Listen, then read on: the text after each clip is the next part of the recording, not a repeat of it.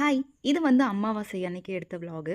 So, அன்னைக்கு வந்து morning பிரேக்ஃபாஸ்ட்லாம் சீக்கிரமாவே முடிச்சுட்டு, நல்லா ஃப்ரெஷ்அப் ஆயிட்டு குளிச்சுட்டுலாம் வந்து லஞ்ச் வந்து ரெடி பண்ண ஆரம்பிச்சுட்டேன். ஸோ, ஃபுல் மீல்ஸ் தான் சாம்பார், பொரியல், உருளைக்கிழங்கு ஃப்ரை அதெல்லாம் வந்து ரெடி பண்ணிட்டுருந்தேன். ஸோ, ஃபஸ்ட்டு வந்து சாமிக்கு, காக்காக்கெலாம் வச்சுட்டு, அதுக்கப்புறம் தான் வந்து நம்ம சாப்பிட்ணும்.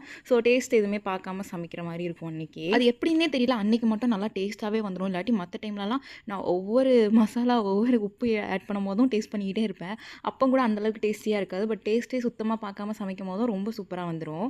ஸோ, எல்லா வேலையும் டக்கு டக்குன்னு முடிச்சுட்டேன். ஸோ, அப்படியே கையோட கிச்சன்லாம் க்ளீன் பண்ணி வெஷல்ஸ்லாம் வாஷ் பண்ணி வச்சுட்டேன். அன்னைக்கான வேலை ஃபுல்லா முடிஞ்சிரும். அப்புறம் நைட் டின்னருக்கு வந்து கிச்சனுக்கு வந்தா போதும்.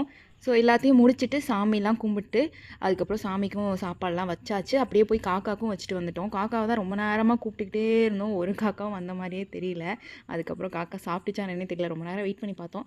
அதுக்கப்புறம் சரின்னு சொல்லி நாங்க எல்லாமே லஞ்ச்லாம் வந்து முடிச்சுட்டோம். அவ்வளோதான். நாளைக்கு வேற ஒரு வீடியோல மீட் பண்றேன். தேங்க்ஸ் ஃபார் வாட்சிங். பாய்.